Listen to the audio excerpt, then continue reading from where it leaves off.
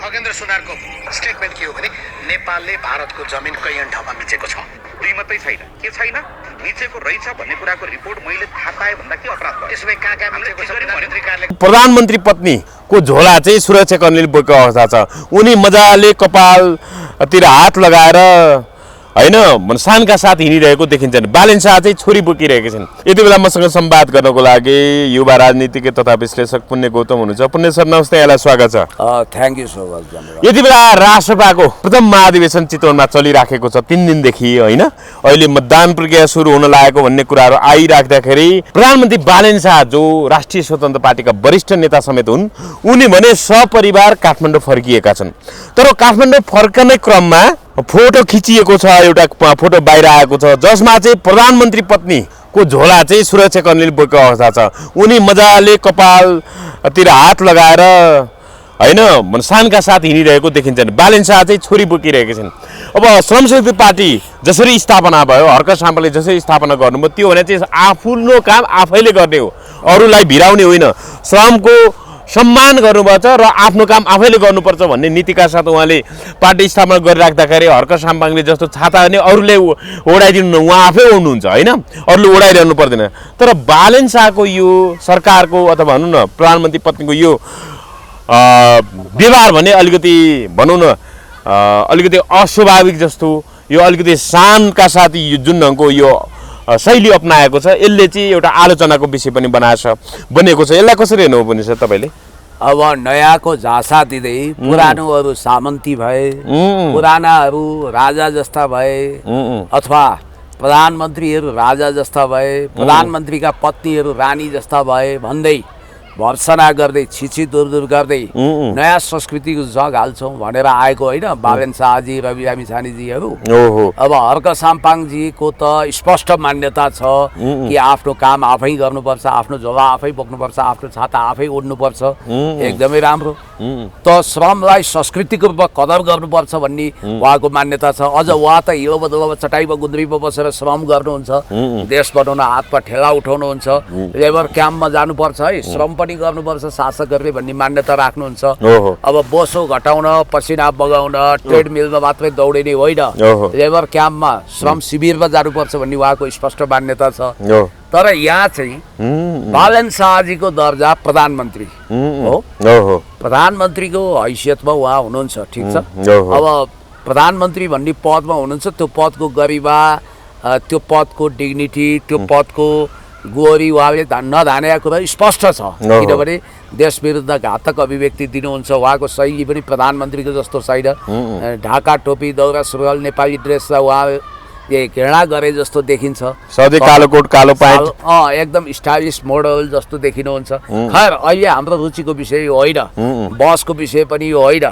हाम्रो कन्सर्नको विषय कहाँ हो भने एउटा फोटो आएको छ, त्यो फोटोमा हाम्रो नजर टक्क अडिन्छ। पहिला हामी फोटो नै हेर्दैनौँ। यो फोटोमा के देखिन्छ भने यहाँ हुनुहुन्छ बालेन शाहजी, बिचमा हुनुहुन्छ यो सेतो ड्रेसमा एकदम सुपर मोडल जस्तो सबिना काफले, श्रीमती, अनि छेउमा चाहिँ लेडिज सुरक्षाकर्मी हुनुहुन्छ। लेडिज सुरक्षाकर्मीले चाहिँ उहाँको महँगो ब्याग बोकिदिएको छ।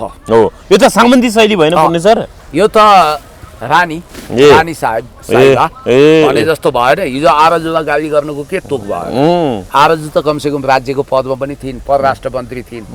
तर उहाँ काफ्लेज्यू जो बालेन शाहजीको श्रीमती हुनुहुन्छ, उहाँको राजकीय पद त कुनै भए जस्तो लाग्दैन मलाई।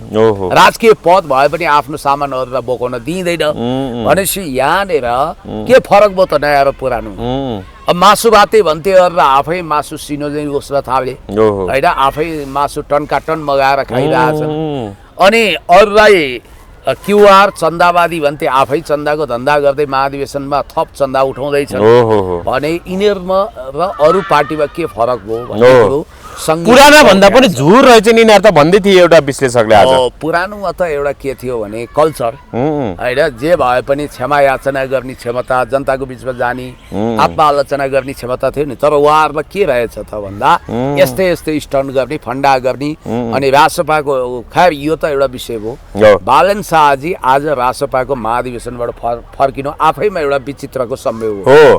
महाधिवेशन होइन उहाँ त महाधिवेशनमा अब निर्वाचन हुँदैछ त्यसमा सहभागी पनि हुनु भएन पुण्य सर के हो यो होइन उहाँको नाम त प्रतिनिधिको लिस्टमै छैन नि अनि प्रतिनिधिको लिस्टमा नाम समावेश नभएको प्रधानमन्त्री मान्छे फेरि वरिष्ठ नेता कसरी बन्छन् त उनी कसरी फेरि? हुन्छ अनि रवि लामिछानेको प्रस्तावक कसरी हुन्छ ओहो यहाँ हामीलाई बताइदिनु पर्यो मान्छेलाई बेवकुफ बनाउने रवि लामिछानेले आज पढिबाची सुनाएको राजनीतिक प्रतिवेदनमा बाबुराम भट्टराईको गन्ध आउँछ ओहो किनभने स्वर्णिम वागले पनि मैले थाहा पाएसम्म अरू आर्टिकल लेख्लान् होइन तपाईँले पुण्य सर अब रवि लामिछानेले पेश गरेको राजनीति प्रतिवेदनमा चाहिँ उनीहरूको मूल सिद्धान्त चाहिँ अब सामाजिक लोकतन्त्र भनिएको छ जसमा मूल कुराहरू तपाईँलाई अलिकति म स्मरण गराउँछु अब राजसभाले शासकीय स्वरूप पनि अगाडि सारेको छ अब एकमा के चाहिँ संख्या र सामर्थ्य पुगेको दिन संविधान परिमार्जन गर्ने भनेको छ दुईमा प्रत्यक्ष निर्वाचित प्रधानमन्त्री सांसद मन्त्री नबन्ने प्रणाली भनेको छ प्रत्यक्ष निर्वाचित कार्यकारी भनेको छ है प्रधानमन्त्री प्रत्यक्ष निर्वाचित कार्यकारी प्रधानमन्त्री भनेको छैन हो प्रत्यक्ष कार्यकारी भनेको छैन प्रत्यक्ष निर्वाचित प्रधानमन्त्री भनेको छ होइन भने प्रत्यक्ष निर्वाचित कार्यकारी भनेको छ मैले सुनेको छु ए अब तीनमा चाहिँ स्थानीय तहको संख्या 753बाट 502 निर्दलीय चुनाव गराउने कुरा गरेका छन् प्रदेश सभा खारेज सहितको खारेजी सहित संघीयता पुनः सम्झ भनेको छ प्रदेश सभा खारेजी हुनु भने त संघीयता खारेजी नै हुनु हो होइन मान्यता प्राप्त राजनीतिक दललाई राज्य कोषबाट खर्च भनेको छ न्याय परिषद लगायत संवैधानिक अङ्गहरूको आमूल सुधार अब राष्ट्रसभा अब यो रवि लामिछाने आफैले केही दिन अगाडि यो प्रतिवेदन आउनुभन्दा केही दिन अगाडि केही समय अगाडि चाहिँ उनी के भन्दै थिए धर्मनिरपेक्षता गणतन्त्र र संहिताप्रति हाम्रो पार्टी प्रतिबद्ध छ भनेको थिए अहिले त चाहिँ प्रदेश सभा खारेजी भनेको छन् त्यो भने संहिता पुनर्सम्झा होइन संहिता खारेजी गर्ने लाइनमै यो पार्टी जस्तो देखिन्छ के हो पुण्य सर अब प्रत्यक्ष कार्यकारी भनिरहेका छन् के हो यो फेरि पनि यो प्रतिवेदनले रासपा एउटा पूर्णतः सिद्धान्तहीन पार्टी भन्ने कुरा पुनर्पुष्टि गरौँ बनाले सिद्धान्तको गोलचक्करमा फसेको जस्तो देखियो यो चाहिँ जताबाट व्याख्या गरे पनि मिल्ने टाइपको यो गाजे माझे अराजनीतिक दस्तावेजको झटारो फ्याँकिएको छ सोसल डेमोक्रेसी भनेका छन् उनीहरूले होइन सामाजिक लोकतन्त्र सोसल डेमोक्रेसी हो यो युरोपमा युरो कम्युनिजम अन्तर्गत कहीँ प्र्याक्टिस पनि भएको थियो सोसल डेमोक्रेसीको फेनामेनममा अनि आर्थिक नीति त नवउदारवादी छ समाजवादी आर्थिक प्रणाली हटाएको छ पीपीपी मोडल पनि छैन पब्लिक प्राइभेट पार्टनरसिप त यिनीहरू सोसल डेमोक्राट्स हुन् भने कसरी चाहिँ नवउदारवादी बजारमुखी अर्थतन्त्रको पक्षमा गए नवउदारवादको पक्षमा गए क्रोनी क्यापिटलिजमको अब आर्थिक नीति स्वर्णिम वाग्लेको अनि राजनीतिक नीति चाहिँ चोरचार एमाले काङ्ग्रेसको यस्तो काहीँ खिचडी दस्तावेजले न्याय दिन्छ अनि अर्को कुरो सबभन्दा कन्फ्युजन कहाँ क्रिएट गर्नु भने संघीयता चाहिन्छ भन्नुभयो संघीयता खारेज भन्नुभएको छैन त्यो तर प्रदेश सभा खारेजी भने त संघीयता खारेज जस्तै होइन र त्यहाँ प्रतिनिधित्व हुने भएन त त्यो अरू त प्रशासनिक निकाय जस्तो त बन्ने भयो नि केन्द्र र स्थानीय तह जस्तो त हुने भयो नि त्यो यो भने चाहिँ के हो भने नि यो संघीयता भनेको एउटा प्रतिनिधित्व हो नि त हैन यो भने चाहिँ हामी किसानलाई सिँचाइ दिन्छौँ खेतमा पानी पटाउँछौँ भने तर पम्प सेटको पनि नीति छैन कुलोको पनि छैन नहरको पनि छैन कहाँबाट पटाउने भन्दा कहिलेकाहीँ आकाशबाट बर्सिन्छ नि त भगवान भरोसे भने जस्तै हो यस्तो गोलमटो वाइयात कि भन्न सक्नुहोस् न तपाईहरु सस्तो लोकप्रियताको लागि कुरा गर्नुहुन्छ संघीयता चाहिँदैन भने क्याटेगोरिकली चाहिँदैन भन्नुहोस् किनभने संघीयता पनि सिद्धान्त होइन है यो एउटा शासकीय स्वरूप हो यो चाहिँ तपाईको संघीयता नहुँदैमा सिस्टम नहुने भन्ने होइन राज्यको शासकीय स्वरूप हो संघीयता भने इभन गणतन्त्र त शासकीय स्वरूप हो मूल कुरो लोकतन्त्र हो त्यसकारण उहाँहरूले अब ठिक छ गणतन्त्रप्रति कमिटमेन्ट छ भने रवि ठिक छ अब त्यो त्यसमा डिबेट नगरौँ अब बालेनले पनि त्यसमा असहमति जनाएको छैन फेरि बालेन त त्यो पार्टीका नेता हुन् कि होइनन् कन्फ्युज नै छ है प्रतिनिधि नै छैनन् त्यो पार्टीको तब भ्रम पारेका हुन् फेरि म तपाईलाई जे शंका गर्दै थिएँ त्यही गर्दै रहेछन् क्या के रहेछ भन्नुस् महाधिवेशनमै जान्न म प्रधानमन्त्री हुँ भने रहेछन् हैन यहाँ त जस्तो 155 जना केन्द्रीय सदस्यहरुमा 79 जना निर्वाचन हुँदै रहेछन् अनि बालेन शाहले भने रहेछन् नत्र भने टीका लगाएर एउटा कोठामा बसेर केन्द्रीय समिति घोषणा गर्थे त्यही भ्यालिड बनाउँथे त्यो नमिल्ने हुनाले महाधिवेशन गर्न बाध्य भए कुरो त्यति हो त्यहाँ पढिबाची सुनाएको रविले लेखेको दस्तावेज पनि होइन त्यहाँ बाबुराम भट्टराईको गन्ध आउँछ अस्ति टाइम्स अफ इन्डियामा छापिएको आर्टिकल पनि एसटी मुनिको हो कि बाबुरामको सँगै छ अब तपाईलाई एउटा कुरा के भन्छु भने अब सिद्धान्त भन्छौँ है कोर कुरा भन्छौँ अब म अलिकति बालेनको कुरा टुङ्ग्छु। बालेनजी चाहिँ महाधिवेशनमा नजानीमा हुनुहुन्थ्यो अरे।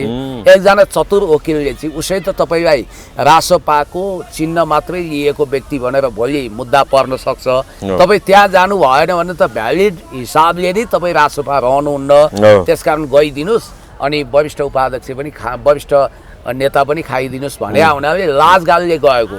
अहिले हेर्दा त उनी प्रतिनिधि छैनन्, उनी त उद्घाटन सत्रमा प्रधानमन्त्रीको हिसाबले शुभकामना दिन गएको भनेर किन नबुझ्ने? त्यो बाहेक उनको कानुनी सहभागिता मलाई देखाउनुहोस् त। ल राजनीतिक सहभागिता भयो, कानुनले चिन्ने भने त उनी विधान के अरे प्रतिवेदन महाधिवेशन प्रतिनिधि हुनुपर्छ पहिलो कुरा पर्यो, विधान प्रतिवेदनमा छलफलमा सहभागी विधानमा फेरि वरिष्ठ नेताको परिकल्पना गरेका छैन, विधान हो त्यहाँ इलिगल हुन सक्छ। अनि त्यसपछि विधान र प्रतिवेदन लेखनमा अथवा त्यसमा प्रस्तुतिकरणमा समावेश हुनु पर्यो, कुनै पनि प्रक्रियामा छिरेका छैनन् र सम्मेलन समापन नभइकन काठमाडौँ फर्किन पाइँदैन होइन। अन्तिममा घोषणा पत्र हुन्छ, त्यो जारी गरेपछि मात्रै उनी फर्किने र पछि निर्वाचन आयोगबाट प्रमाणपत्र लिने कुरा हुन्छ त्यहाँ अघि। उनीहरूको निर्वाचन आयोगले पनि सर्टिफिकेट दिन्छ, निर्वाचन आयोगले पनि दिन्छ। अब त्यो नगरिकन 81 आउनु भने अहिले हामीले कानुनी रूपमा बुझ्ने कुरो भने त प्रधानमन्त्रीको हैसियतमा जानु हो, कसै कसैले उहाँलाई वरिष्ठ नेता भने, उहाँले पनि वरिष्ठ नेता हुँ भन्ठान्नु भयो, काठमाडौँ फर्किनु भयो र उहाँलाई वरिष्ठ नेता भनियो, किनभने पार्टी फुटवा भन्ने डरले पनि वरिष्ठ नेता भन्नुपर्ने बाध्यता छ। तर भोलि लेजिटिमेसी अर्थात् भ्यालिडिटीको अथेन्टिसिटीको कुरा आयो, लिगल प्रोसिडियरको कुरा आयो भने उहाँ वरिष्ठ नेतामा टेक्ने ठाउँै हुँदैन, वरिष्ठ नेता हुन प्रतिनिधि हुनुपर्छ। त्यसकारण यहाँ नै गाजे माजे जाल जेल छ। अर्को कुरो यो प्रतिवेदन आफैमा हास्यास्पद, गज्याङ मज्याङ सार सङ्ग्रहवादी अराजनीतिक र पूर्णतया सिद्धान्तहीन छ। म यसको केस्रा केलाइदिन्छु। पहिलो कुरो उहाँहरूले सोसियल डेमोक्रेसी भन्नुभएको छ, त्यसको परिभाषा नै छैन। पूर्ण प्रजातन्त्र भन्नुभएको छ होइन, होल डेमोक्रेसी। पहिला फेरि संवैधानिक समाजवाद भन्थे यिनीहरू। अब संवैधानिक समाजवाद भने के हो त्यो? यहाँ अचम्मको कुरा छ। एउटा वैज्ञानिक संविधानले परिकल्पना गरेको समाजवाद बनायो भने त्यो एउटा वैज्ञानिक समाजवाद। मैले अलिकति त्यो विषयमा आइडियोलोजिकल डिफर गरेपछि त्यो चाहिँ हटाएछन् उनीहरूलाई। सिद्धान्तको स पनि थाहा छैन, अर्काले लेख्दै पढिबाची सुनाओ। आर्थिक कार्यक्रम अलिअलि त्यो स्वर्णिमले कतै यताउता गरेर मिसवास गरे हो, अरू बाबुराम भट्टराईले लेखे हो, त्यो मेरो विचारमा नयाँ शक्तिकै दस्तावेज र तलबाती गरे हो। उनीहरूले भावी राष्ट्रपतिको रूपमा हेरिएको बाबुराम सिपालु छन् यस्तो लेख्न होइन। अब यहाँ हायर गरौँ भने विधान पनि लेखिदिन्छन्, त्यो ठुलो कुरो भएन, प्रतिवेदन पनि लेखिदिन्छन्। अब उनीहरूले भने अर्को एउटा विचारणीय कुरा के छ भने उनीहरू भन्छन् हामी तपाईँले भन्नुभयो प्रदेश सरकार खारेजीको पक्षमा, प्रदेश सभा खारेज भने मतलब प्रदेश सरकार पनि रहँदैन। उनीहरूले प्रदेशमा एउटा प्रशासनिक इकाइ बनाउने भने हो के त्यो त्यो त संघीयता खारेजी नै भयो हैन, केन्द्र विकास क्षेत्र प्रशासनिक निकाय मात्रै बनाउने हो। प्रशासनिक इकाइ त्यो भने चाहिँ विकास क्षेत्र जस्तो 6 विकास क्षेत्र थियो नि पहिला हो, त्यसरी डेभलप गर्ने, त्यहाँ अञ्चलाधीशहरू क्षेत्रीय प्रशासक पठाउने कन्सेप्ट हो। त्यो हुँदा कि त संघीयता खारेज गर्नु पर्यो। 14 अञ्चल 75 जिल्लाको कन्सेप्टमा लैजाउँ। डाक्टर हर्क गुरुङले प्रेसक्राइब गरे भौगोलिक संरचनामा जाउँ, अञ्चल संरचनामा जाउँ, यो सबै गज्याङ मज्याङ खारेज गरौँ भनेर सुस्पष्ट रूपमा आउँदाखेरि हामीलाई समस्या भएन। त्यसमा सहमतहरू वाह भन्छन्, असहमतहरूले पाखुरा बजार्छन्। होइन भने यो जताबाट पनि व्याख्या गर्न मिल्ने यो जाले माले वाहियात कुराको संरचना किन गरे? संघीयता खारेज होइन भने प्रदेश कसरी खारेज हुन्छ? यो कुरा संविधानले पनि दिँदैन। अब उहाँहरूले फेरि कस्तो जाले माले कुरा गर्नु भने हाम्रो संख्या र सामर्थ्य पुगेको दिन भन्नुहुन्छ। अब उसलाई ल्याइसक्नुभयो महावीर, अर्को राप्रपाको झिल्के सांसद ल्याउन बेर छैन, अलिकति 1-2 जना सांसद गगनले पनि पठाइदिन्छन्, के फरक पर्छ त? उनीहरूले जे चाहेको त्यही हुन्छ अहिले भन्नाले। यो राष्ट्रपाले जस्तो रवि लामिछानेले जुन ढङ्गको राजनीति पद्धति पेश गरे यो बुझेर पनि बुझिन सक्नु छैन। अनि अर्को उनीहरूले स्क्यान्डिनेभियन कन्ट्रीमा यो बाबुराम भट्टराईको कन्सेप्ट है, फेरि देशलाई पूर्ण समानुपातिक निर्वाचन प्रणालीमा लानुपर्छ। अहिलेको मिश्रित निर्वाचन प्रणाली बहुत खर्चिलो छ, महँगो छ, यसले अरबौँ खरबौँ खर्च गराउँछ, राजनीतिक विकृति ल्याउँछ भनेर आदर्श रूपमा सोच्दा चाहिँ कुरा ठिकै जस्तो लाग्छ। पूर्ण समानुपातिक भयो भने चाहिँ पैसा नभएका, प्रतिस्पर्धा गर्न नसक्ने तर राजनीतिक रूपमा योग्य मानिएका, सक्षम मानिएका, जनताले रुचाएका मान्छेलाई समानुपातिक प्रणालीमा राखेर अहिले 50-50% छ, 100% पूर्ण समानुपातिकमा लाने, त्यसले जातीय, क्षेत्रीय, लैङ्गिक, भाषिक, मधेसी, मुस्लिम, अल्पसङ्ख्यक, जनजाति, आदिवासी, खस, आर्य जम्मै समेट्छ भन्ने एउटा कन्सेप्ट सिद्धान्त त ठिक छ। फर्स्ट वर्ल्ड कन्ट्रीमा ठिक छ। कस्तो कन्ट्रीमा ठिक छ? जहाँको डेमोक्रेसी आदर्श छ। जस्तो कुन डेमोक्रेसी? स्विट्जरल्यान्डको जस्तो, कुन डेमोक्रेसी? नर्वेको जस्तो। अब अहिले बेलायतमा हेर्नु, प्राइम मिनिस्टरले राजीनामा दिए तर हडल भएन नि। हिजो ऋषि सुनक थिए, आज अर्को थिए, उनले पनि राजीनामा दिए। त्यहाँ सिस्टमले काम गर्छ। तर नेपाल जस्तो भद्रगोलमा जहाँ स्क्यान्डेभियन कन्ट्री जस्तो, नर्डिक कन्ट्री जस्तो डेमोक्रेसीले इस्टाब्लिसमेन्ट गरेर सिस्टममा चलेको छैन। डेमोक्रेसीको नाउँमा चाहिँ लुटतन्त्र वा हल्ला तन्त्र छ, भिड तन्त्र छ भने यो देशमा पूर्ण समानुपातिक प्रणाली आफैमा एउटा भद्दा मजाक र गर्लफ्रेन्डहरूलाई सांसद बनाउने, नातावाद, कृपावाद, फरियावाद, पैसावाद, ब्रिफकेस कल्चर जम्मै हुर्किन्छ। अब पूर्ण समानुपातिक भन्ने बित्तिकै नेताले जसलाई चाहन्छ त्यसैलाई टिको लगाएर दिने हो। त्यो हामी कहाँ आदर्श डेमोक्रेसी छैन। यसै त 50% त यहाँ खनखन क्यासको, नगदको कारोबार हुन्छ भने पूर्ण समानुपातिक त्यति बेला ठिक छ जति बेला देश पूर्ण प्रजातन्त्रमा जान्छ, जनता पनि अत्यन्तै चेतनशील हुन्छन् र डेमोक्रेसी आदर्श रूपमा फङ्सन गरे हुन्छ र नेताहरू पनि आदर्शवादी हुन्छन्। नेताहरू पनि युरोपियन कन्ट्रीको जस्तै सोबर जेन्टेल हुन्छन्। त्यतिखेर त्यो कुरा ठिक हो। अहिले चाहिँ जे छ त्यसलाई तलबितल नपारौँ भन्ने कुरा नै ठिक हुन जान्छ। उहाँहरूले बडो नयाँ देखिनको लागि यो उटपट्याङ कुरा गर्नुभयो। यो उहिले बाबुराम भट्टराईले ल्याएको कुरा मलाई त्यही भएर शङ्का छ। मैले त्यो रविले पढिबाची सुनाएको सुने। अनि अर्को कुरो प्रत्यक्ष निर्वाचित कार्यकारी भन्नुभएको छ। प्रत्यक्ष निर्वाचित कार्यकारी भने प्रधानमन्त्री हो कि राष्ट्रपति हो? त्यो पनि किन नखुलाएको? होइन, प्रधानमन्त्री भनेर आइरहेको छ। होइन, त्यो व्याख्या गर्ने भने प्रधानमन्त्री होइन। त्यहाँ मैले रविको दस्तावेज सुनेको छु। मैले सुनेको कुरा अब त्यो प्रत्यक्ष कार्यकारी त भन्ने त्यो जेन्जी आन्दोलनमा त्यो अलिअलि उठ्या भएर त्यही मुद्दा बोकेको तर आफै प्रश्न छैन। यिनीहरूले प्रधानमन्त्री नै भने हुन् भन्न चाहिँ, के अरे राष्ट्रपति नै भने हुन् भन्न चाहिँ भन्न नसके। राष्ट्रवादी प्रत्यक्ष निर्वाचित राष्ट्रपति भन्दा चुनावमा राजावादीले भोट दिँदैनन् भनेर त्यहाँ होल्ड गरेको। त्यो किनभने स्वर्णिम र बाबुरामको इम्प्रेसन भएको दस्तावेज हो यो। त्यसमा त्यो प्रधानमन्त्रीको अप्सन छैन। त्यो प्रत्यक्ष निर्वाचित प्रधानमन्त्री भने पनि रामचन्द्र पौडेल मोडेलको राष्ट्रपतिमा गइहाल्छन्।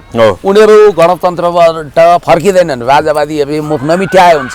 किनभने यो अमेरिकन पोलिटिक्सलाई माओवादी राजनीतिलाई नयाँ तरिकाले प्लान्टेड गरे हो के यो नीति बाबुराम नीति हो।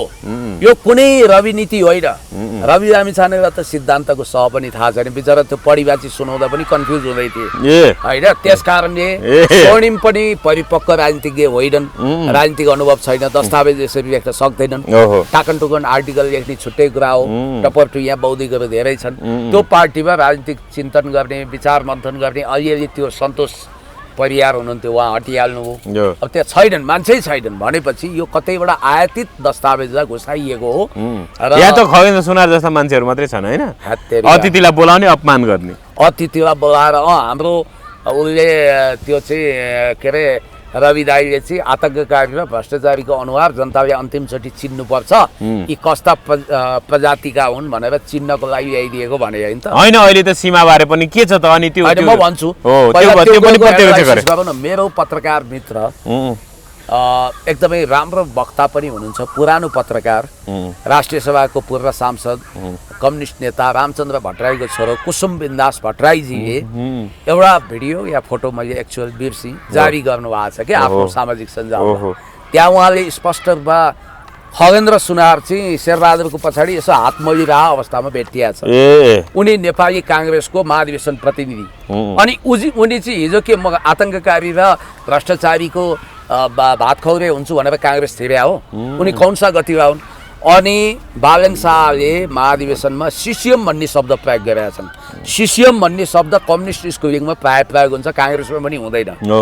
अब बालन शाहले यदि अखिल क्रान्तिकारीको राजनीतिक प्रशिक्षण नपाएको भए सिसिएम भन्ने शब्द उनको मुखबाट निस्किँदैन थियो रविले पनि भन्दैनन् बालन आफै दीपशिखाले दाबी गरे अनुसार अखिल क्रान्तिकारीमा आबद्ध थिए मलाई लेखनाथ नेउपानेजीको नजिकको मित्रले पनि भन्नु हो उनी महाधिवेशन प्रतिनिधिबाट केन्द्रीय सदस्य बनाउन खोजेको तर प्राइभेट कलेज पढेको हुनाले त्यतिखेर उहाँलाई ल्याउन सकिएन भन्थे रवि लामिछाने भने पहिला उनको बुवा उपप्रधान पनि छ त्यसकारण उनी राष्ट्रवादी विद्यार्थी मण्डल भन्ने मण्डलहरूको विद्यार्थी सङ्गठनमा थिए पहिला पछि आरआर क्याम्पस पढ्दा या कपाल मिथुन कट काटेर नेविसँग अखिल भएका मान्छे हुन् त जगदीश खरेल पहिला राप्रपाको पत्रकार सङ्गठनमा थिए त्यसपछि उनी एमालेको प्रेस चौतारी छिरे त्यसपछि कहाँ गए भन्दा नेविसँगमा गए के अरे काङ्ग्रेसमा गए राजीव खत्री पहिला प्रेस चौतारीमा काम गरेका मान्छे हो मलाई होला 2-4 जना कोही होला नत्र त्यो सम्पूर्ण काङ्ग्रेस एमालेबाटै आयातित मान्छे हो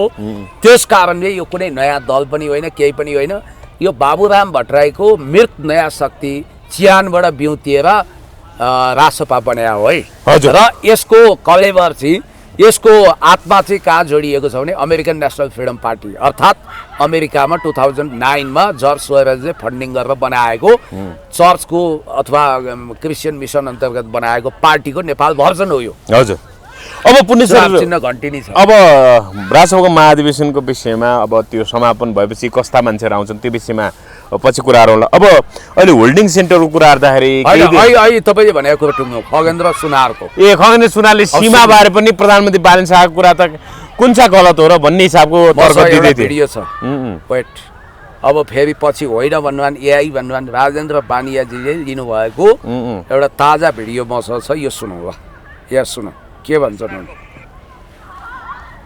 खगेन्द्र सुनारको स्टेटमेन्ट के हो भने नेपालले भारतको जमिन कैयन ठाउँमा मिचेको छ दुई मात्रै छैन के छैन मिचेको रहेछ भन्ने कुराको रिपोर्ट मैले थाहा पाएँ भन्दा के अपराध भयो त्यसो भए कहाँ मिचेको छ प्रधानमन्त्री कार्यालयको तर्फबाट हामीले समाचार थाहा पाऊँ अब हामीले के भन्यो त्यो त हेरौँला नि त्यसमा त दुई मात्रै दिनु पर्यो नि आफूले बोलेको चिज भनेको दिनु पर्यो नि तपाईँहरूले संसदमा सिकाउनु पर्यो नि त उहाँ ल सुन्नुहोस् अब यसको फुल टेक्स्ट आज 8:30 बजे आउँदैछ अझ व्याख्या होला सुनौला व्याख्या नै के सुन्नुपर्छ र तपाईँ एउटा कुरा के ख्याल गर्नुहोस् अरे खगेन्द्र सुनारले यो अभिव्यक्ति त्यतिखेर दिएका छन् जतिखेर बालनलाई भेटेर फर्किएपछि महाधिवेशनको उद्घाटन भाषणमा बालनले मेरो राष्ट्रवादमा शङ्का नगर्नु भन्नुभयो अनि सुनुवारले बालनको उद्घाटन पछि गएर रिसोर्टमा भेटे सुनारले त्यो भेटेपछि बालनको मुटु छामे भाव बुझे भनेपछि बालन त अझै पनि नेपालले भारतको सीमा मिचिएको छ होला त्यो सुस्तामा मिच्या भन्न खोज्या होला त्यही भएर भारतीयहरू आए महेशपुरमा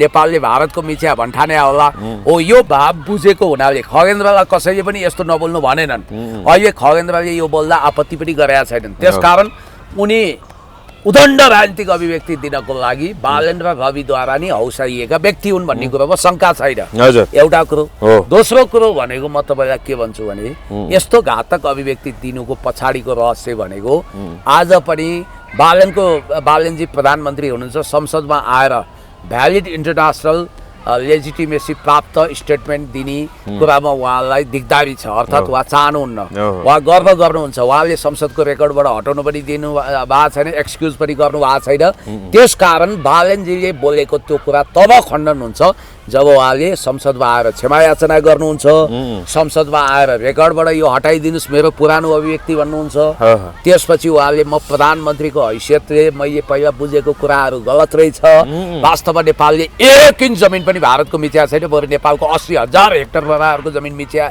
भन्नु हो भने नि म बालनको डाइहर्ड फ्यान हुन्छु होइन भने झुक्काउने गरी भ्रम पार्ने गरी वाहियात वक्तव्यबाजी जारी गर्न पाइँदैन अब पुण्य सर होल्डिङ सेन्टरको कुरा गरौँ जस्तो कीर्तिपुरको होल्डिङ सेन्टरमा अब सुकुम्बासी बस्ती हटाइएपछि केही मान्छेहरू लगिएको थियो होइन 80-90 घर परिवार त्यहाँ चाहिँ अब केही दिन अगाडि मात्रै सरकारले खान पनि दिएनन् भनेर होइन थाल ठटाउँदै थिए हामीलाई भोको नाङ्गो राख्ने काम यो सरकारले गर्यो भनेर विरोध भइराख्दाखेरि अहिले त जस्तो अहिले अधिकार सम्पन्न बागमती सभ्यता एकीकृत विकास समितिले आयोजना प्रमुखकै विज्ञप्ति मार्फत चाहिँ 5 दिनभित्र कीर्तिपुरको होल्डिङ सेन्टर खाली गर्न अल्टिमेटम दिइएको छ भन्नाले अब आफ्नो बस्ती हटाइयो त्यसपछि होल्डिङ सेन्टरमा एक ढङ्गले भनौँ न बिजोक तरिकाले राखियो त्यहाँबाट पनि 5 दिनबाट हटा आफै व्यवस्था गर भन्ने हिसाबले यो ढङ्गले अल्टिमेटम दिइएको छ र सँगसँगै यसमा चाहिँ हर्क साम्पाङले के लेख्नु भएको छ भने होल्डिङ सेन्टरबाट निकाल्ने सरकारको उर्दीपछि अब ती पीडित कहाँ गई बस्छन् त यो यस्तो छ अर्थदर्शी सरकारको चाला भनेर तीव्र विरोध गर्नुभएको छ केही दिन अगाडि मात्रै हर्क साम्पाङ नेतृत्वको संसदीय पार्टीले संविधान मार्फत गरिबहरूको जस्तो हेटौडामा अरू विभिन्न ठाउँहरूमा घर बनाएको थियो उहाँहरू श्रम संस्कृति पार्टीले घर बनाउँछ तर यी सरकार भने गरिबीको घर तोड्छन् र बस्न पनि दिँदैनन् के हो यो कसरी हेर्नुभयो यसलाई अब हेर्नुहोस् इतिहासमा यति ठुलो राक्षसी अत्याचार नेपालको इतिहासमा राणा शासनमा पनि भएन कठैबाट कहाँ जाने तिनीहरू हेर्नु भनिन्छ दैविक दण्ड तपाईँ तब प्राप्त हुन्छ जब तपाईँको अत्याचारको घडा भरिन्छ पहिला घर तोड्नुभयो रौँदै रौँदै लतार्दै ल्याएर एउटा युद्धबन्दी जस्तो बनाएर होल्डिङ सेन्टर नामक नरकमा राख्नुभयो आज तपाईँ त्यहाँ पनि उनीहरूलाई बाँच्न दिनुहुन्न त्यहाँ पनि 25,000 को हड्डी फ्याँकेर अनि डन्डा चलाउँदै भन्नुहुन्छ एकीकृत बागमती सभ्यता भने त्यो सबै सरकारको अङ्ग हो त्यहीँबाट निर्देशित गरेर सुकुम्बासीलाई त पशुवत जीवन जिउन नारकीय जीवन जिउन अभिशप्त बनाइयो त्यहाँबाट पनि खेप्ने सर यो के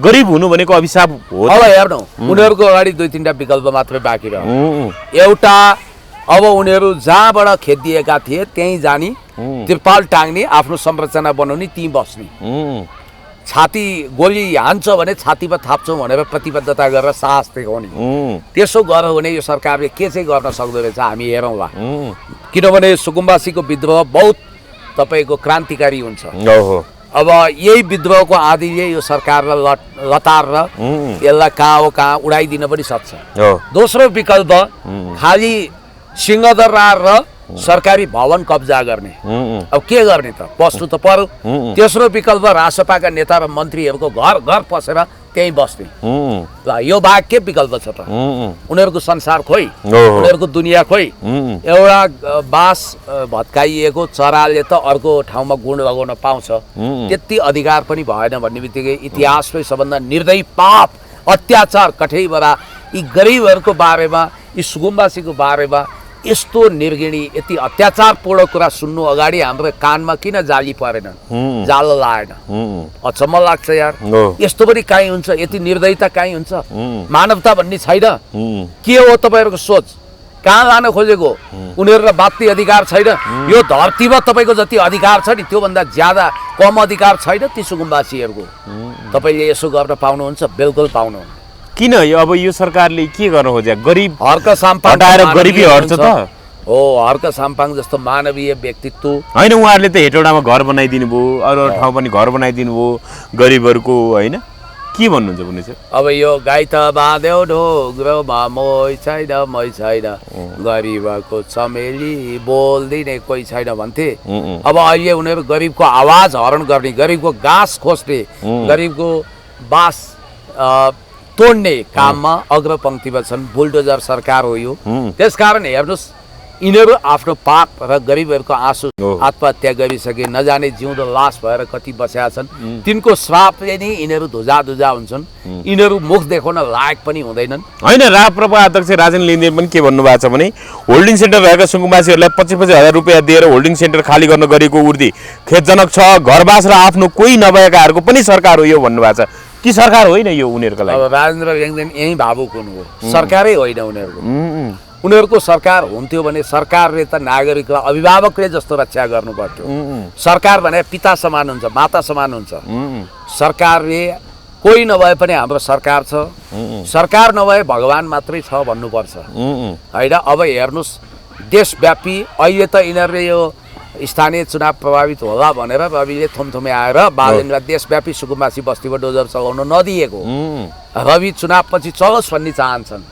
तर एउटा कुरा तपाईँलाई म सम्झाउँछु अब देशव्यापी तपाईँले लाखौं सुकुम्बासीको घर टहरा तोड्न डोजर त चलाउँदै हुनुहुन्छ अरे यो चुनाव कुर्दिन भनेर बालेन भनिरहेछन् महाधिवेशन पछि उनको डोजर बेलगाम चल्नेवाला छ हैन त्यसकारण खगेन्द्र सुनार जस्ताले आतंककारी भनेका कोन भ्रष्टाचारी भनेका कोन गरिबको झुपडी तोड्ने गरिब बस्ती उजाड पार्ने अनि सिंहदरबार चलाउने बीआईसीसी चलाउने सर्वोच्च अदालत चलाउने त होला नि त्यसैले उनीहरूमाथि त छानबिन हुँदैन तर आज नभए पनि भोलि दैविक दण्ड पनि हुन्छ, कानुनी दण्ड पनि अवश्य पनि हुन्छ।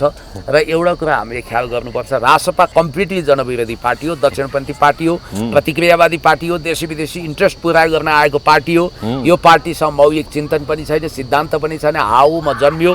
अब जनताले जति छिटो विश्वास गरे त्यति छिटो अविश्वास गर्दैछन् र अहिले फेर स्थानीय चुनाव गर्नुस्, तपाईँहरू के हो भन्ने जनताले अहिले देखाइदिन्छन्। हजुर, तपाईँहरू फर्स्ट पार्टी हुनै सक्नुहुन्न। अब 3 दिन अगाडि hero smart dynamic leader Balen Shah भनेर भारतको कुन मान्छेसँग तुलना गरेका थिए जसले चाहिँ उनलाई पछि कोट लाउने, कोट प्यान्ट लाउने प्रतिबन्ध लगाए भन्ने थियो होइन? त्यसैसँग तुलना गरेको देवानन्द होइन, कालो कपडा लगाउनु त्यस्ता मान्छेसँग तुलना गरेका थिए सीके राउतले, जनमत पार्टीका अध्यक्ष। अहिले चाहिँ यो प्रदेशसभा खारेजी गर्ने विषय लिएर राष्ट्रपति ल्याएपछि उनी 3 दिनमै युटर्न भएको छन्। उनले के भनेका छन् भने प्रधानमन्त्री जनतालाई धोका दिएर खोलो तर्यो, लौरो बिर्सियो, झै गरेको टिप्पणी प्रदेशसभा भङ्ग गर्नु नहुने जिकिर भनेर उनले उनको विषयमा समाचार आएको छ। के भन्नुहुन्छ सीके राउतको विषयमा? अब यसमा यस्तो हुनसक्छ है, उनले भन्न त प्रधानमन्त्रीले यसो गरे भने, तर यो नीति रविको हुनसक्छ। हजुर है, हजुर, यो प्रधानमन्त्रीजी संघीयता खारेज नगर्ने पक्षमा छन्। अर्थात् संघीयता खारेज गर्छु भनेर त रासपाले पनि भनेन, प्रदेश खारेज नगर्ने पक्षमा छन् भन्ने कुरो चाहिँ उनको स्टेटमेन्टले देखिन्थ्यो। संघीयता प्रदेश कुनै खर्चीको कुरो होइन, देश विकसित गर्नुपर्छ भनेर भन्दै थिए त्यहाँ चुनाव अगाडि। अब यहाँनिर सीके राउतले राजनीति कम बुझेका हुन् कि उनी ओभर इमोसनल भएका हुन् कि? एउटा कुरो चाहिँ के हो भने यो राजनीतिमा रासपा भन्ने पार्टीको कुनै फिलोसफी पनि छैन, कुनै थ्योरी पनि छैन। यो जता ढल्कु जता मल्कु उतै ढल्कु हो, जुन जुन जता काफल पाक्छ त्यतै चरी नाच्ने हो। तर पनि यिनीहरूले अब सङ्घीय लोकतान्त्रिक गणतन्त्रको सीमारेखा चाहिँ नाग्न नसक्ने भए, किनभने यी अमेरिकन लाइनमा छन्। यिनीहरूको मेन्टर माई बाप, यिनीहरूको विश्व पितामह त्यही डाक्टर बाबुराम हो। डाक्टर बाबुरामले जे नीति सुझाव त्यही ल्याउँछन्। त्यसकारण अब सीके राउत पनि व्यर्थको बकबक गर्ने मान्छे हुन्। सीके राउत भनेको चाहिँ वास्तवमा प्रदेश मार्फत देश डिक्लेयर गरेर मधेसलाई टुक्राएर पहिलो राष्ट्रपति हुन चाहने घातक देशद्रोही हुन्। अब त्यस्तो व्यक्तिलाई ल्याएर अस्ति भाषण त गराए त हिन्दीमा, त्यो पनि। अनि रासपाको सम्मेलनलाई हेर्न, सोसियलिस्ट इन्टरनेसनलको प्रतिनिधिले बहिष्कार गरे, चाइनाको प्रतिनिधि आएनन्, भारतकोले शुभकामना दिएनन्, अमेरिकाकोले शुभकामना दिएनन्। यिनीहरूलाई इन्टरनेसनली एउटा सत्तामा रहेको शक्ति भनिए पनि यिनीहरूलाई राजनीतिक शक्तिको मान्यता नै दिएको छैन इन्टरनेसनल कम्युनिटीले। अन्तर्राष्ट्रिय समुदायले यिनीहरूलाई मान्न नै अस्वीकार गरिरहेको छ। त मसालको सम्मेलन भयो भने आउँछ कम्युनिस्ट भाइचाराहरू, फेडरल रिलेसन यिनीहरूको पनि होला नि त। तर कुनै देशको प्रतिनिधि आएको देख्नुभयो तपाईँले? लगभग अघोषित बहिष्कार थियो। भनेपछि उनीहरूलाई के विश्वास होला इन्टरनेसनल कम्युनिटीलाई भने यो चाहिँ अमेरिकनहरूको इन्डो वेस्टको खास गरी डिप स्टेटको स्वार्थ सिद्ध गर्न क्षणिक रूपमा आएको शक्ति हो। यसमा पर्मानेन्ट पोलिटिकल फेनामेनम छैन। त्यसकारण यो शक्तिलाई हामीले भ्यालिड मान्नु पर्दैन भन्ने सोच्या होला। हजुर, त्यो अनुसन्धान गर्न प्रहरीले अनुमति पाएको छ, के भन्नुहुन्छ यसमा? खै यही रासपावाला बालेनवालाहरू पहिला सबै कुरा लाइभ गर्नुपर्छ भन्थे नगरपालिकाका बैठकहरूमा पनि। पछि आफैले केही मिडियामा भिडियो अडियो फोटो केही लिन दिएनन् यिनीहरूले। अब तर त्यो रोग चाहिँ यता अदालततिर सल्कियो कि जस्तो लाग्यो। न्यायाधीश महोदयहरूले पनि धेरै हौसिनु हुँदैन। लाइभ गर्दाखेरिका घाटाहरू पनि प्रशस्त छन्। होला पारदर्शी हुन्छ अथवा बहस जनताले जान्न पाउँछन् भनेर अहिले अनलाइन खबर लगायत सबै मिडियामा हिजोको बहसको लाइभ गरेर देखाएको थियो। तर कति कुराहरू यस्तो हुन्छ कि त्यो कुरा लाइभ नगर्दाखेरि म्याच्योर हुन्छ। त्यहाँ न्यायिक प्रक्रियामा हर्डल हुन सक्छ। कति लाइभ गर्दाखेरि कहिलेकाहीँ भिडले के भनेको छ भन्नेतिर चाहिँ अब भनौँ न निर्णय चाहिँ त्यो सुनाउनतिर लाग्यो भने विवेक नपुगेको हुनसक्छ। त्यस्तो अब यो कुरा यहीँ थन्कौँ होइन। लाइभ गर्दाका एक दुईवटा फाइदा पनि छ। अब त्यो डेमोक्रेटिक हिसाबले ट्रान्सपरेन्ट हुन्छ भन्ने झिनो फाइदा हो। त्यो बाहेक संवेदनशील सूचनाहरू चुइन्छ। अब विष्णु पौडेलको गिरफ्तार अब 7 दिन अहिले 7 दिन म्याद थप गरेर हिरासतमा राखेको छ ललितपुरमा। उहाँमाथि त अमानवीय व्यवहार हो नि। सुगर प्रेसरको रोगी, उहाँले प्लेनमा म आफ्नै टिकटमा जान्छु भन्नु दिएन।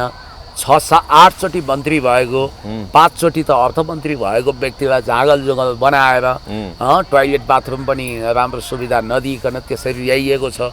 एउटा कुरा के ख्याल गर्नु भने नि, कसैलाई नर्क खसाल्छु भन्नेहरू आफै स्वर्ग जाँदैन, नर्कमै खस्छन् है। आज सासूको पालो हो, भोलि बुहारीको पालो, भोलि हर्क सम्पाङ र पुण्य गौतमहरू सिंहदरबार पुगे, मन्त्री प्रधानमन्त्री भयो भने हामी पूर्वाग्रही त हुँदैनौँ, तर छानबिन त सिंहदरबार जलाउने माथि पनि गर्छौँ होला नि। PICC जलाउने, भाटपटेटी जलाउनेहरूको हातमा पनि हामीले हतकडी लगाउनु पर्ला नि, होइन? अहिले रहस्यमय तरिकाले 35 करोडको मालिक भएको हातमा TOB को ट्याटु खोप्नेहरू राष्ट्रिय मानवाधिकार आयोगले दोषी किटान गरिएकाहरूलाई पनि त कानुनी दायरामा हामीले ल्याउनु पर्ला नि। यो अब 5-6 वर्षपछि मैले तपाईँको क्यामेरामा बोल्दा राज्यको प्रतिनिधिको हैसियतले के बोल्नुपर्छ भन्ने कुरोको तयारी चाहिँ मैले अहिले गरिसकेको छु है। अब तपाईँलाई विष्णु पौडेलज्यूको कुरा गर्छु। उहाँ नेकपा एमालेको दिग्गज नेता, दिग्गज लोकतान्त्रिक व्यक्तित्व, 16 वर्षको उमेरमा भूमिगत राजनीतिमा जानुभयो। उहाँ प्रचार गरिए जस्तो सुकुम्बासी पनि होइन र उहाँले सुकुम्बासी बस्तीमा जग्गा लिएको पनि होइन। बुटवलको दीपनगरमा भएको जग्गालाई देखाएर सुकुम्बासी बस्तीको भनियो होइन। त्यो त उहाँ कसै सामान्य उहाँ जग्गा चाहिँ उहाँको, तर कसैको नाममा चाहिँ उहाँले पास गरे। तपाईँलाई भन्दैछु, स्याङ्जामा मध्यमवर्गीय व्यक्ति हो उहाँ। 16 वर्षको उमेरमा प्रजातान्त्रिक आन्दोलनमा हिँड्नु हो। अहिले कता कता मलाई के लाग्दैछ भने पार्टीमा जननेता मदन भण्डारीको विचार र भावना, पुष्पलालको विचार र भावना अन्तर्गत पार्टीको आन्तरिक लोकतान्त्रिकरण र पुनर्संरचनाको लागि अगाडि बढिरहेको बेला कतै पार्टीबाट झुटा सूचनाहरू त चुइएको छैन, कतै उहाँलाई करापजाप पार्न, कतै त्यस्ता खालका षड्यन्त्रको फडा त कसैले फिजाएनन्। त्यसो त नेकपा एमालेका श्रद्धेय अध्यक्ष KP शर्मा ओलीज्यू अनि महासचिव शङ्कर पोखरेलले पनि यसमा आपत्ति जनाएर स्टेटमेन्ट दिनुभएको छ। पार्टी पङ्क्तिले आन्दोलन गर्छु भनिरहेको छ। तपाईँलाई यति कुरो चाहिँ भन्छु कि विष्णु पौडेलज्यू भनेको परम्परागत कम्युनिस्टहरू जस्तो च्याठिनी, बदला लिने अनि गफ बहादुर होइन। वा कन्ट्रोभर्सियल अभिव्यक्ति नदिने, खोरो काम गर्ने र सफल अर्थमन्त्रीको ट्र्याक रेकर्ड हिस्ट्री बनाएको व्यक्ति हो सुरेन्द्र पाण्डे। विष्णु पौडेलज्यू भने जेन्युन मिनिस्टर हो, उप प्रधानमन्त्री हुनुहुन्थ्यो। काहीँ कतै कुनै कन्ट्रोभर्सीमा तानिनु भएन। यो ललिता निवासको कुरा आयो, त्यसमा त अहिलेको बालवाला न्यायाधीशलाई नै तान्ने महाभियोग लगाउने कोसिस हुँदैछ अरे। विष्णु पौडेलज्यूको लहरो तानेर पहरो थर्काउने अभ्यास हुँदैछ। उनीहरूले भावी राष्ट्रपति मानेको बाबुराम भट्टराई तानिएलान्, माधव नेपाललाई तान्नु पर्ला अनुसन्धानमा। अब के गर्लान् मलाई थाहा छैन, तर एउटा कुरा पक्का के हो भने नयाँ पत्रिकाको आजको न्युज पूर्वाग्रही छ।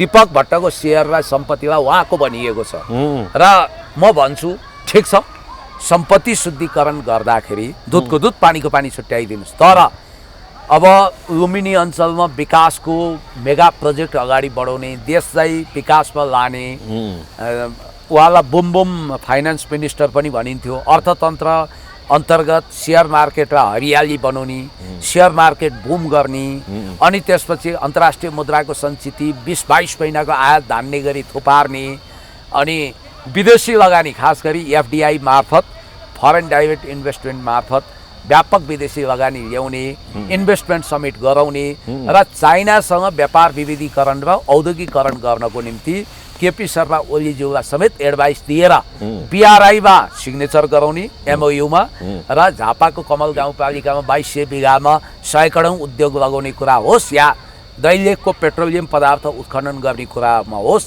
त्यसमा विशेष भूमिका निर्वाह गर्ने, अन्तर्राष्ट्रिय अनुदान र लगानी भित्राउने, सन्तुलित अर्थनीति बनाउने र अर्थतन्त्रलाई लिकमा लिएर हिँड्न सक्ने।